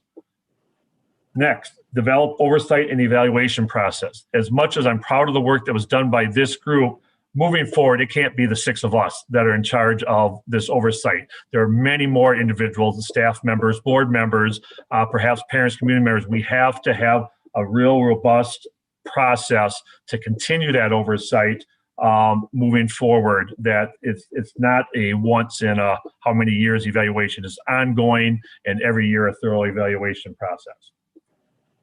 Next, training. Okay, there's not only training, additional training for our school resource officers, but for our staff as well, so that we're aligned and we're all clear on, again, what the roles are of each and how we work together. And then the last one, I think, goes without saying, continued our partnerships with our communities proactively and positively with those relationships. So moving forward, if we make that decision, I will say not only must these be done, they will be done. That will be our charge, and we'll talk through each of those about how we're going to develop those and move forward. But I do want to assure the board and emphasize how important that those things have to happen. And then next, what if we don't have SROs? Okay, what do we do then? Okay, we still have to review and update our policies. Okay, we still need to look at how there's a number of things about, again, the role of our administrators, and to be clear again about if there's not a resource officer assigned to the school, there are times that law enforcement needs to be contacted. What, when. So those all should be policy decisions as well. Secondly, okay, what are the resources and support? Where is that void that we would have? And we have to be, do an analysis and redefine those roles and develop and add resources to fill that gap. And again, the evaluation of that moving forward. And of course, the last thing is, again, the continued partnership, which is the same regardless, with or without SROs. Now, I know that might seem a little broad, but it is specifically because we don't have these things clearly defined right now. And so regardless of what the decision is, these things need to happen. Okay, so again, and I want to go back, and I really appreciate Peter's point, because I agree with what he stated earlier. There is so much information that is not appropriate for the board to immediately engage in discussion debate at this point. The purpose tonight was to provide information, give you an opportunity to ask clarifying questions, what additional information might you need in your decision making, and then we move on to discussion debate in the future. And So with that, before I turn over the questions, one last chance from our committee members. Is there anything that I missed or misstated that you would like to state before we move on to questions? I just want to add that throughout this process, because I'm not sure if it's really clear in our presentation, but we spent a lot of time on this. It wasn't just a one meeting type of thing.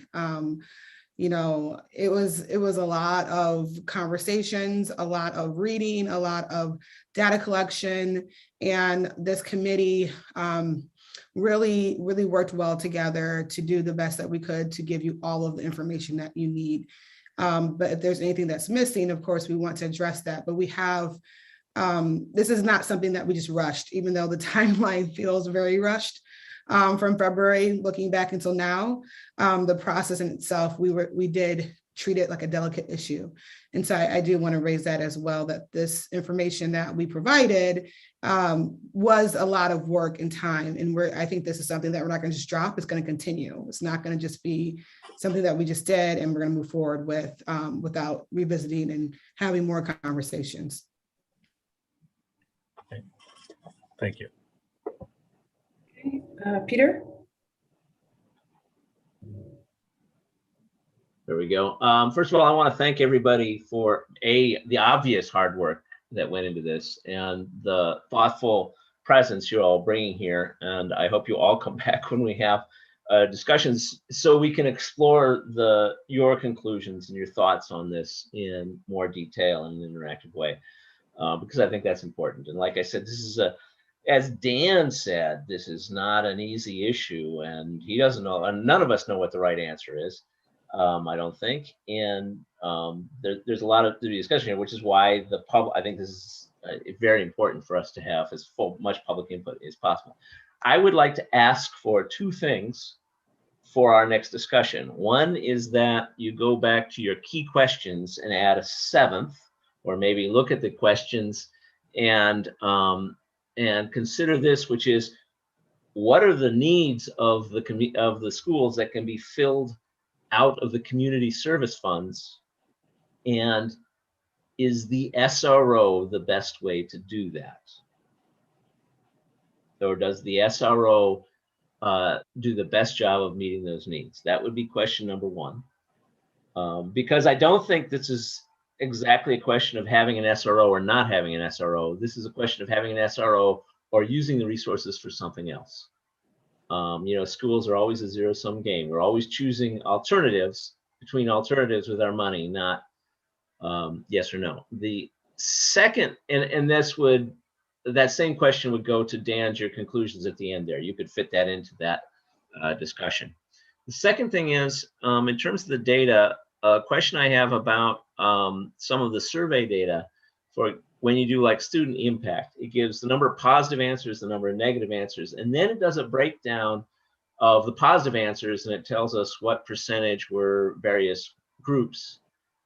I would like to see that data reformatted or an additional way, given to us in a different additional way, that we get the responses by group as a chart, rather than getting a breakdown of the groups for each answer, get the answers by group. And I know that in some cases those numbers will get small and that might be problematic, but still wherever possible, I would like to see those charts that way. Do you understand what I'm asking for there? I think so. And the reason, like you alluded to, that I did it that percentage wise was because it is sort of identifiable. Yeah.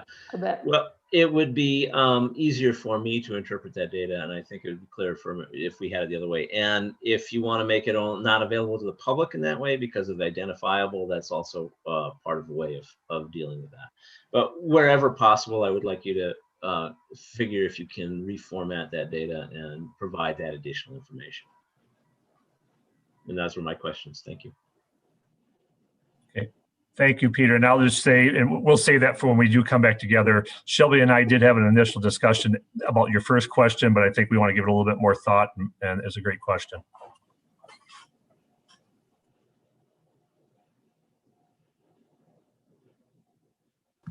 Susan? Dan, could you tell me why Angie Fassel wasn't on the committee?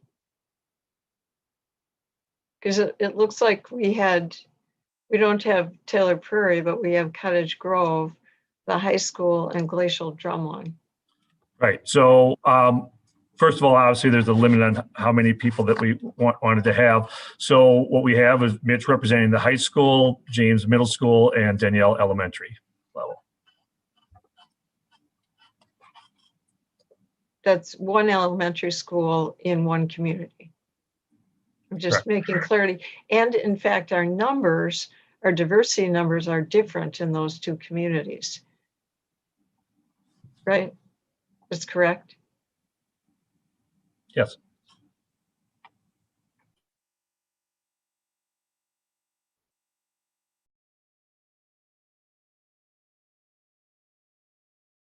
It doesn't appear to be any other questions. Thank you. All right, we can move on to board reports. First is Personnel Committee.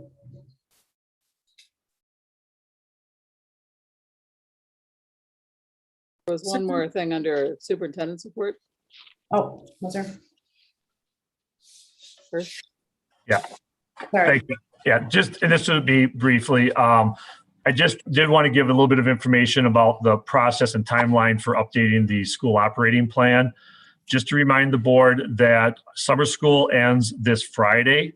And so our current plan as far as protocols and so on, get us through the summer school. And then we did get an update from CDC this last week, as well as the ABC Science Collaborative gave their year in review report. And so we are in the process of updating to incorporate the latest guidance. And so the next phase of the plan will be to guide us through this time between now and the start of the school year, where the only thing that we should have active as far as school events, we have high school activities and athletics that'll be beginning. So that'll be the next update. I'll share that out with you here as soon as that's put together. And then as we talked about, when we get to the beginning of August, we'll talk about where we're at as far as the start of the school year.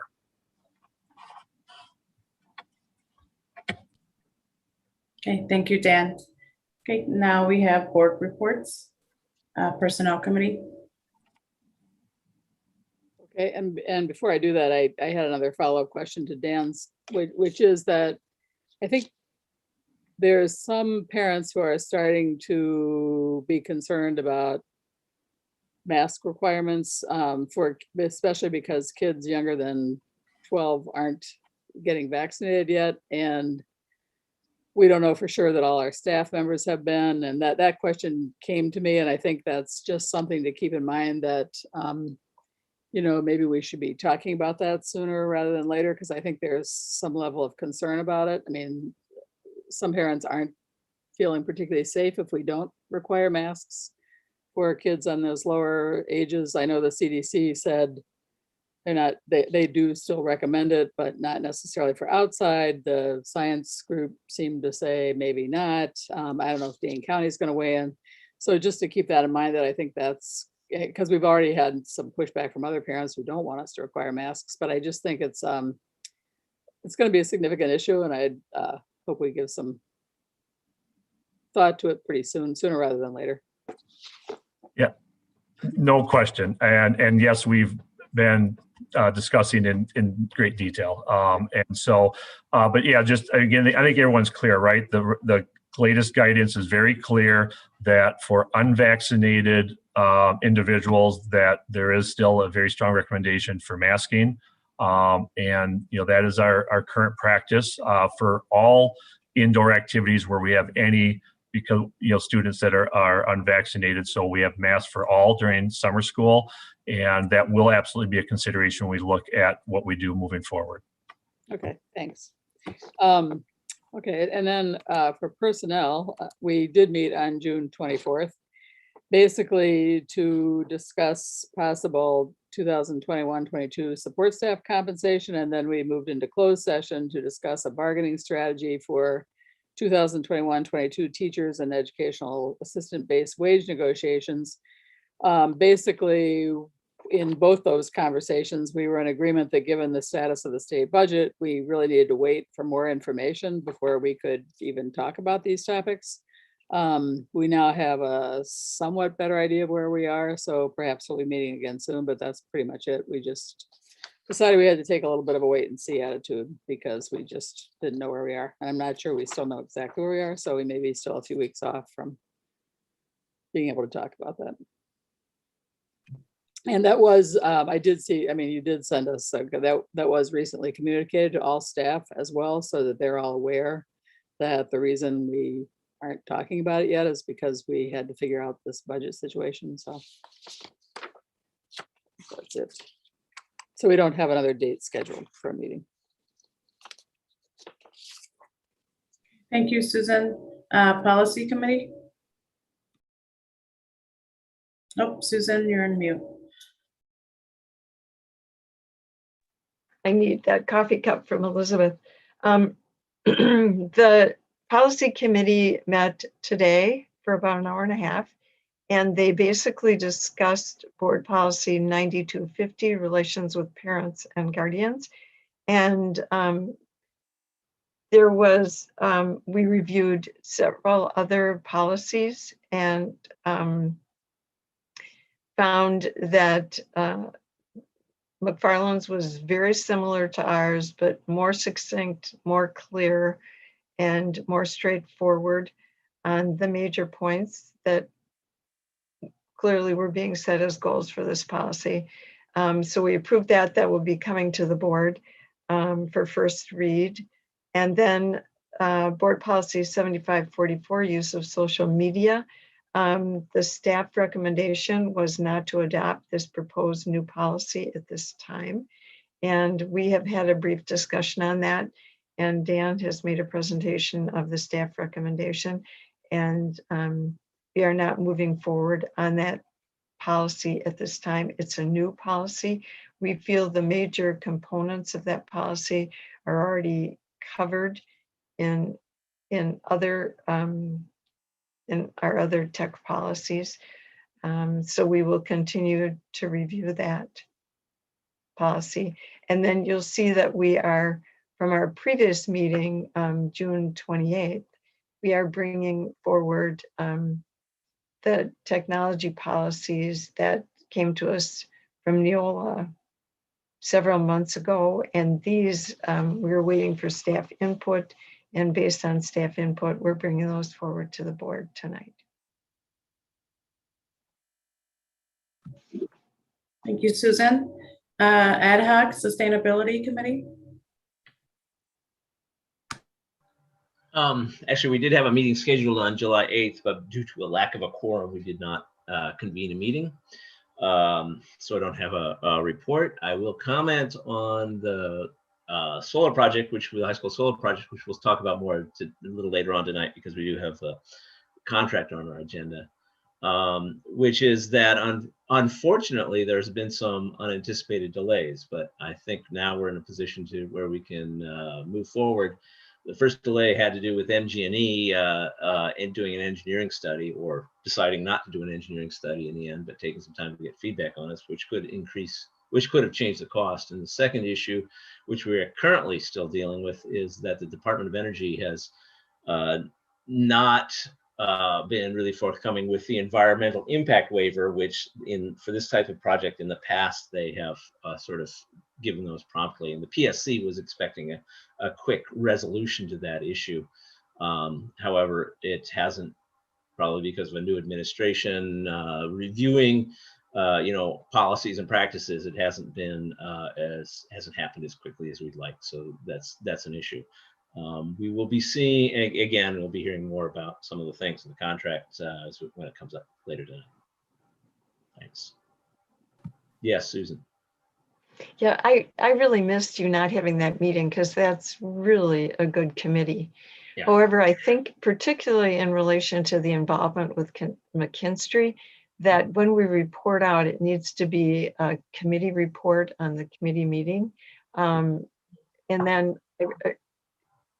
I'm hoping that Jared and Dan will keep us very clearly updated on the project. And again, kudos to your committee for the incredible work that they have done and continue to do. Thank you, Susan.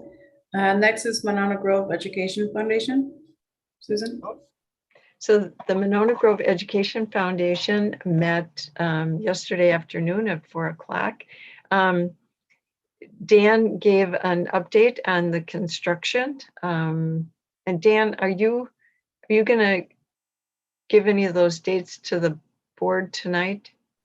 Yes, thank you. Okay, so I don't need to to do that little sneak peek, okay?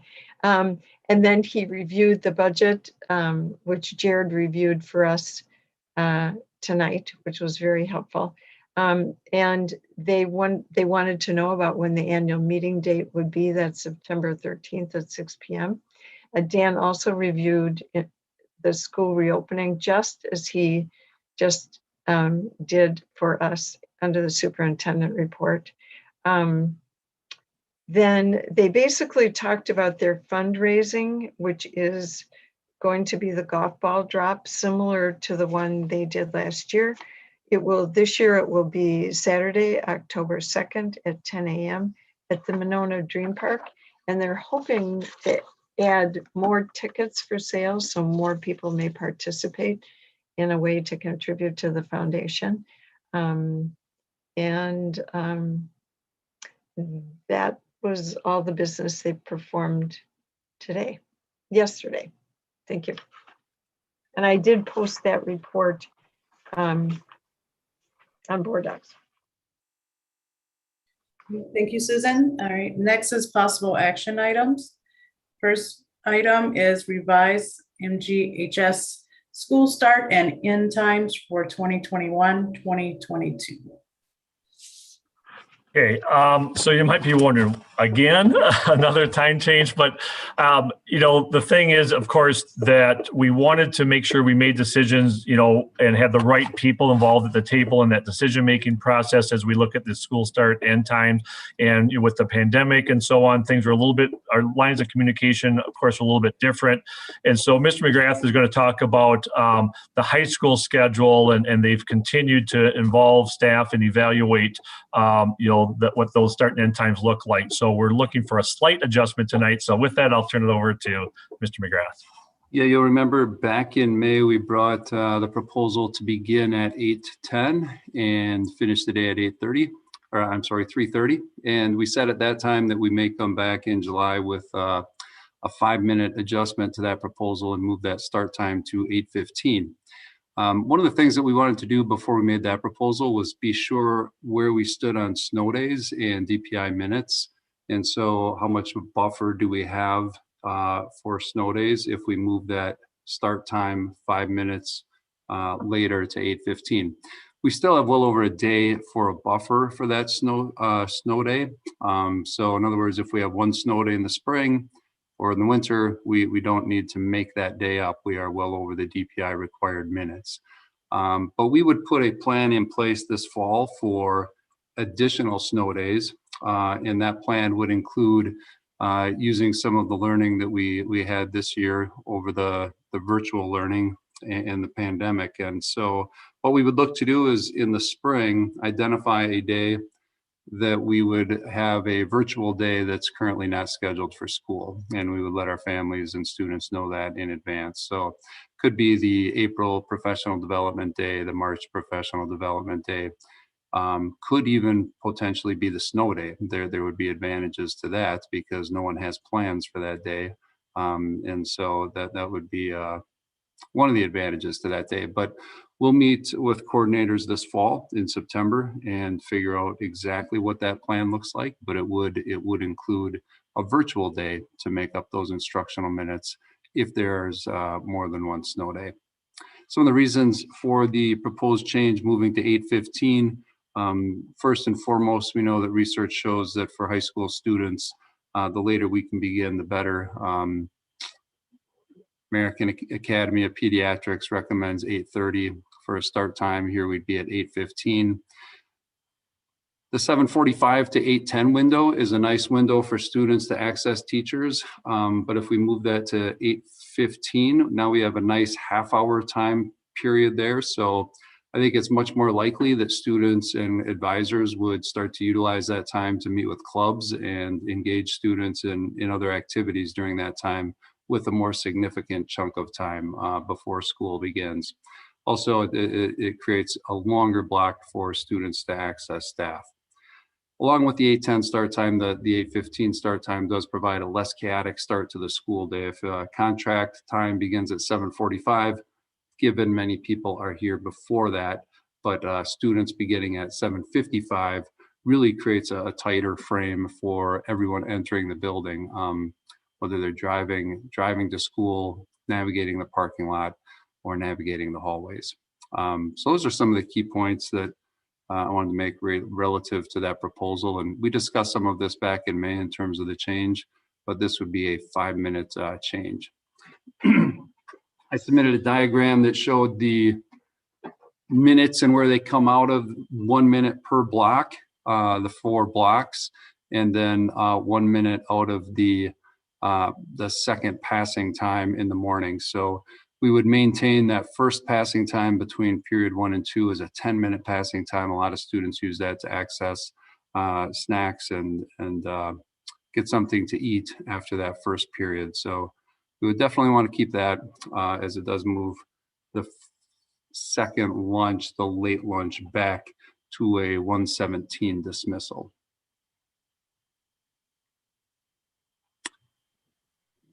Do I have other questions about the proposal?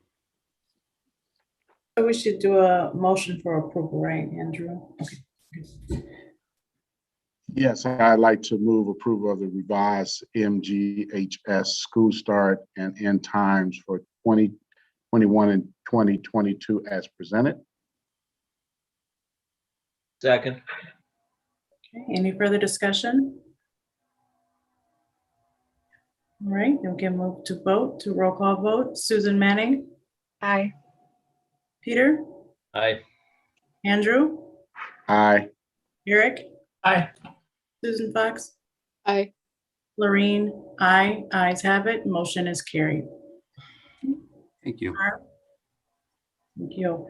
Moving on to annual declaration and parent notice of district student academic standards that will be in effect for the 2021-2022 school year pursuant to section 120.1213 and section 118.30, 1GA of the state statutes. And I think the summary hopefully is kind of self-explanatory. This is something that statutorily you just have to approve every year. There are no changes to the standards that were approved a year ago. Have a motion for approval? I would move approval of the annual declaration as stated. Do we have to read that whole thing? Or? Lorraine just did.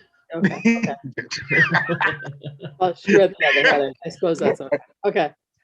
All right, I can we have- second. all right. Any further discussion? All right, moving to roll call vote. Susan Manning, Aye. Peter Sobel, Aye. Andrew, Aye. Susan Fox, Aye. Eric, Aye. Lorraine, ayes have it. Motion is carried. All right, next is the use of expulsion hearing officer for 2021-2022. Again, I'll go ahead, Peter. I was going to say, I would move approval of the use of expulsion hearing officer resolution for 2021-2022 as presented. Second. Any further discussion? Okay, Peter? Why don't we let Dan say what he's about to say? Okay, yeah, and then again, thank you. Another procedural vote that should it event that we have an expulsion hearing, this is something annually the board must approve the use of a hearing officer. All right, so we vote on this one or no? Yes. Yes. Roll All call right. vote. Okay, Susan Manning, Aye. Peter, Aye. Andrew, Aye. Susan Fox, Aye. Eric, Aye. Lorraine, aye. Ayes have it. Motion is carried. All right, next is the Guaranteed Energy Savings Agreement between Monona Grove School District and McKinstry Accession LLC. It's okay, Jared, you want to just take it? Sure, Dan.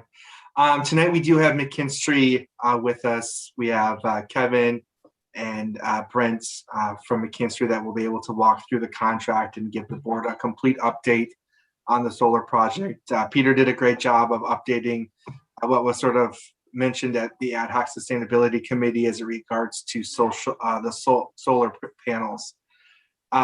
We originally had planned to get this project started by the beginning of summer so we could be done by the time school started.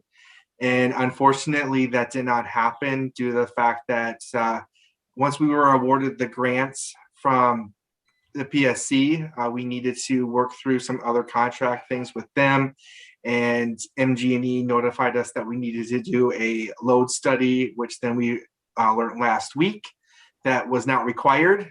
And so we are now still working through final approval with the Department of Energy. But the reason that we held the contract before was the MG&E study potentially could have added some significant costs to the contract.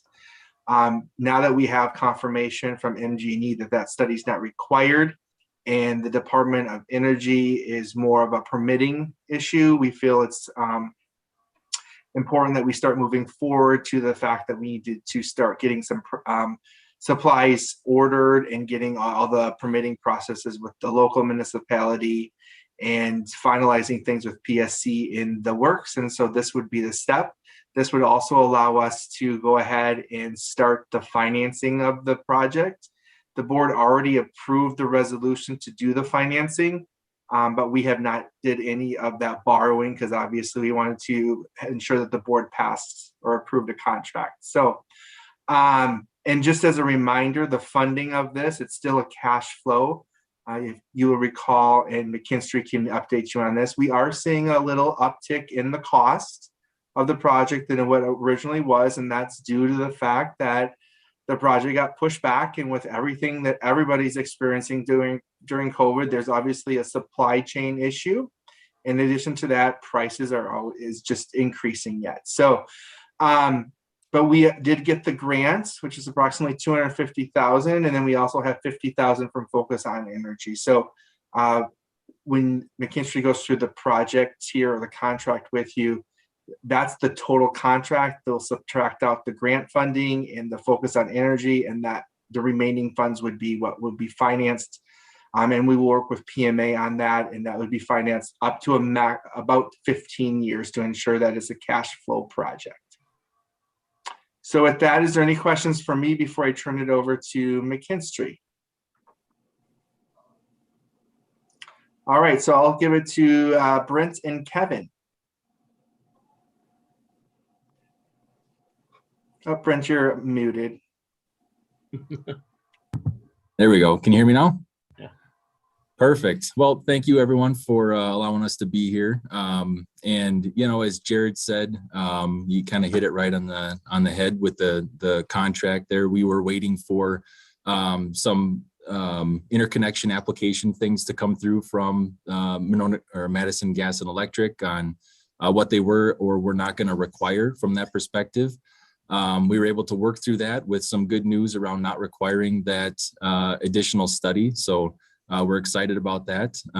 We would like to get moving on ordering equipment as you know, lead times can start to linger and have cause issues from a construction perspective. So we want to make sure that we can get things ordered, which we're certainly prepared to do pending board approval. So you know, the pricing did come a little bit higher due to a lot of the things that Jared discussed.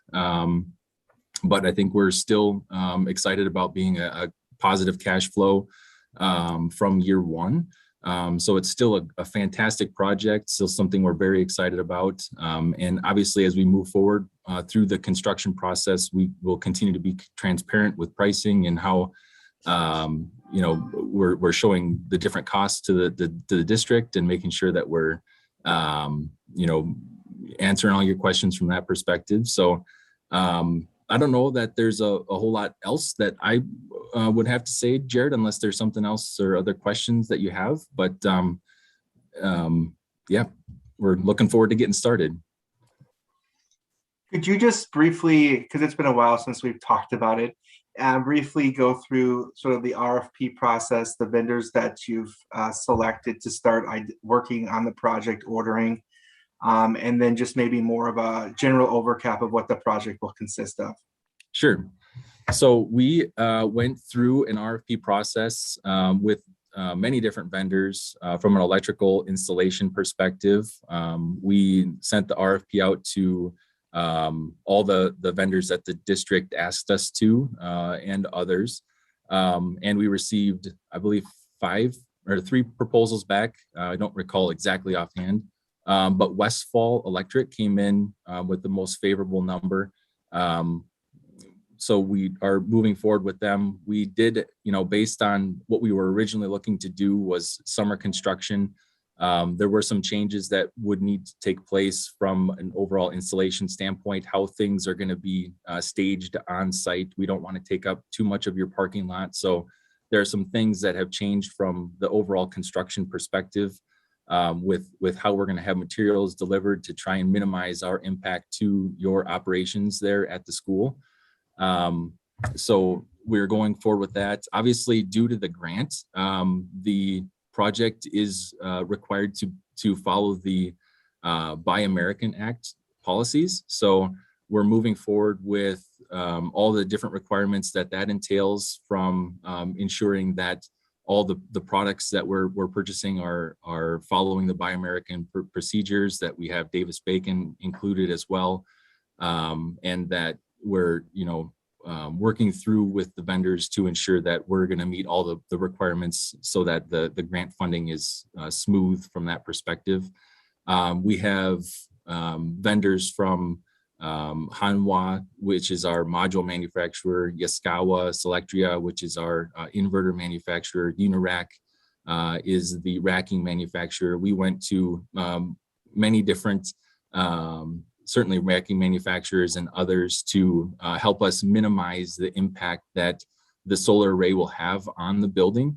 As you may recall from back in January, February, when we were talking about the different things that we would need to look into to ensure that a constructible array would be built on the roof, was the structural integrity of the roof and how much capacity is available for the different roof sections for a solar array. And, with looking at the different manufacturers, we had to understand, well, how many roof penetrations there may be due to mechanical flashings and all kinds of things that came into play. And so we really feel like we have the best solution with the fewest number of mechanical attachments, fewest number of roof penetrations, and we're still maintaining the roof warranty with the things that we have in place with the vendors that we've selected. So we're ready to go. We're excited about it and looking forward to moving forward. Does that answer your question or a good overview, Jared? Yes, thank you. Can I have a motion for approval? I would move approval of the guaranteed energy savings agreements between the Norwell School District and the Kinstry Ascension LLC. I get a second. Second. Any further discussion? All right, roll call vote. Susan Manning, Aye. Peter, Aye. Andrew, Aye. Susan Fox, Aye. Eric, Aye. Lorraine, aye. Lorraine, aye, and ayes have it. Motion is carried. Next is policy revisions, second reading.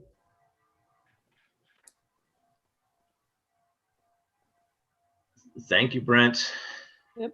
Thank you. Thank you very much. Thank you very much. I want to thank my fellow board members for a unanimous approval of that. Oh, you're welcome, Peter. I'll just go ahead and pat myself in the back right now. It's a thank you. Everybody says it's a thankless job. Thank you. And we also would like to thank the Sustainability Committee for their guidance and for their assistance and overall, just working with us and helping us to make sure that we are understanding your guys' goals and meeting with all the different things that you have. We're really looking forward to working with you to achieve the different things that you guys have on your agenda and the goals that you have for this project. So thank you very much. Lorraine, if I could just say something, Sure. The committee kind of looks at this a little bit of an opportunity, the fact that it was delayed, because there's going to be much more awareness of the project going in, because it's going to go in during the fall rather than during the summer. So we look at this as an opportunity to help with the awareness of the project and what the district can do in the future moving forward. Thank you, Peter.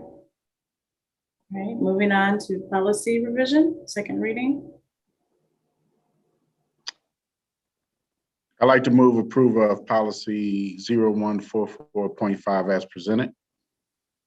I'd second that. Any further discussion? All right, Peter? I just want to thank the policy committee for the hard work they put into this and the revisions that were made that I think dramatically improved the policy. So thank you. Peter. And again, as chair and part of the committee, it was very helpful to have input on that policy. It was new.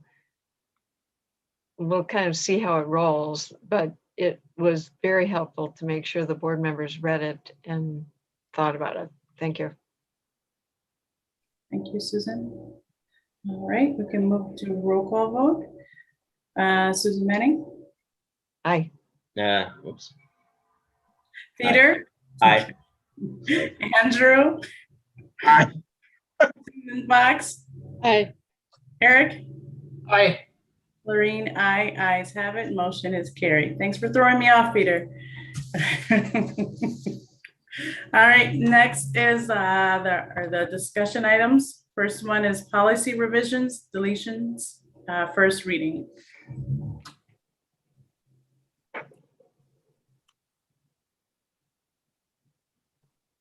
Susan?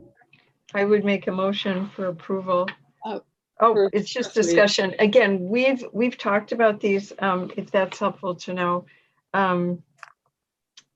And particularly the 3 technology ones, we waited a significant amount of time because the staff worked very, very hard on getting the language right in terms of it reflecting what we currently do. And I really appreciate the staff input time on this.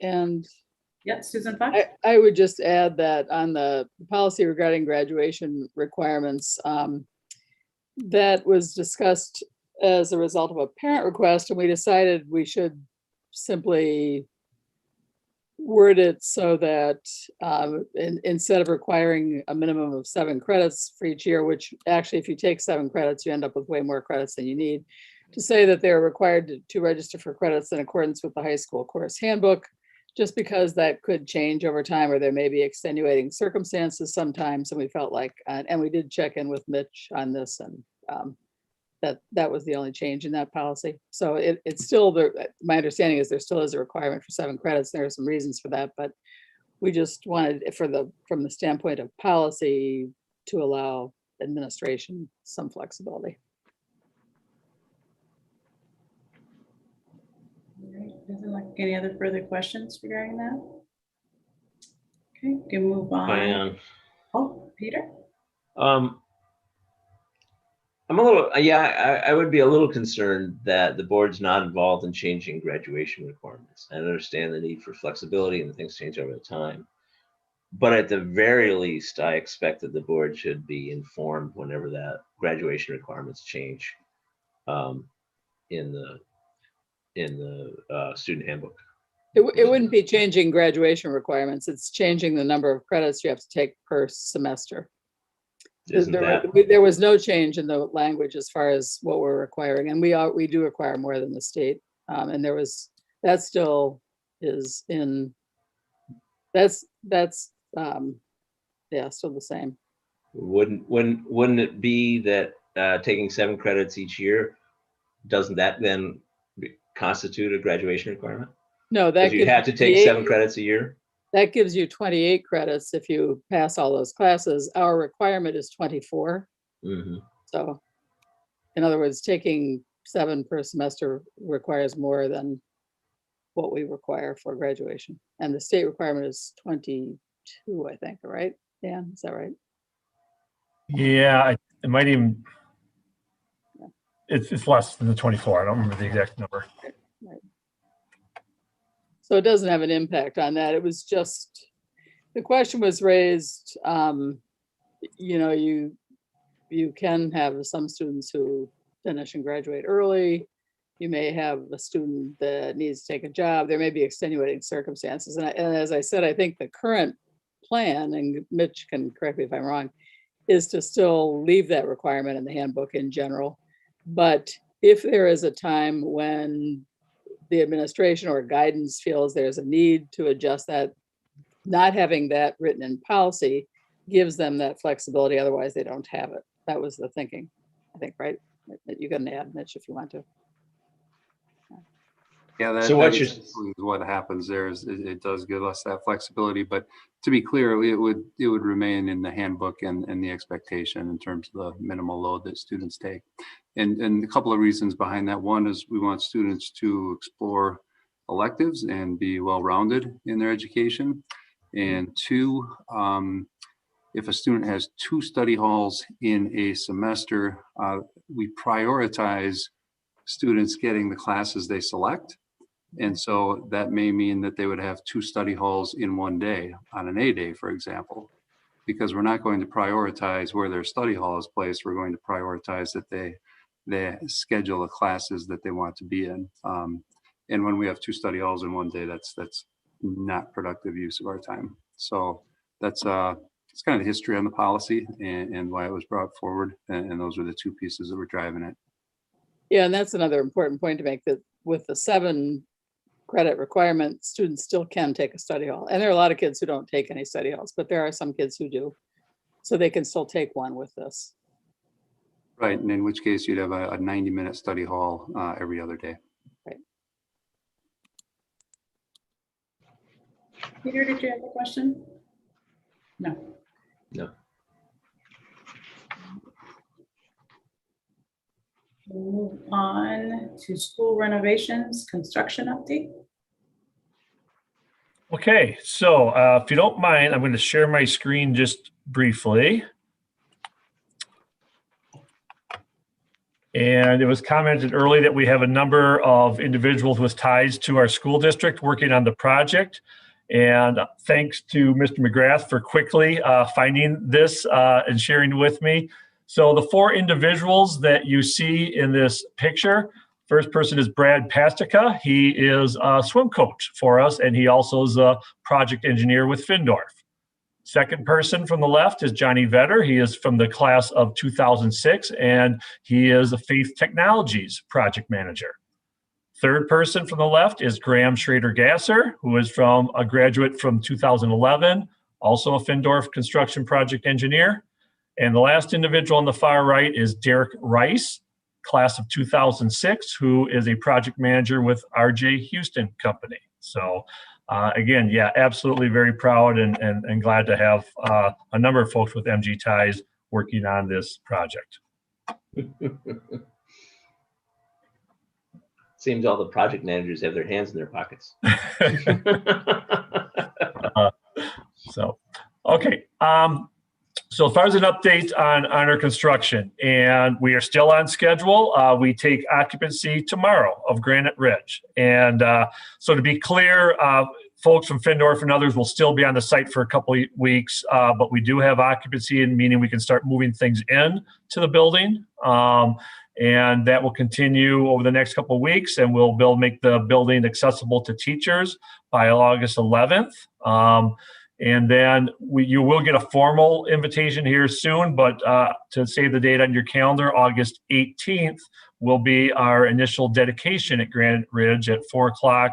And we'll have a number of individuals that we'll invite to that. So we'll share out the details on that soon. And then we're still in the planning stages of what we might be able to do, more widely, for the public. So, but save the date, April 18th at 4 p.m. The executive summary that's attached is a little bit dated. It was dated July 2nd. So that's the latest one that we received. But again, you're from the last building tour you had at Granite Ridge, not a lot of change. All those little things have been cleaned up. And so really, really excited about that project. With regards to the other updates, the other construction at the other schools happening over the summer, again, we're pretty early in that stage, but things are moving along fine. And I think the next time we report out, we'll have more detail to see progress. A lot of demo and initial work that's being done at this point, but no major challenges. Of course, Jared monitors that stuff really closely for us. So I don't know if anyone has any questions about the renovations at the other buildings.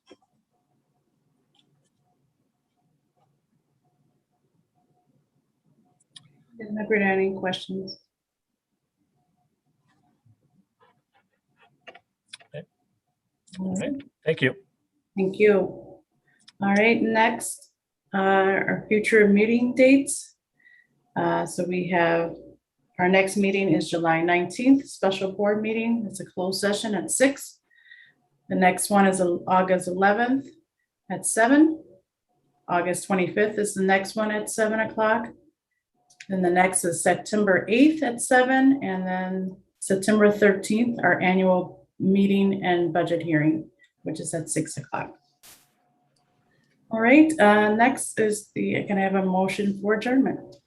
Before we do that, Lorraine, I'll send out an email reminder, but I'll be on vacation on my motorcycle trip, so I will miss the August 11th meeting, so. Thank you, Eric. South Dakota, right? Alaska this year. Oh, okay.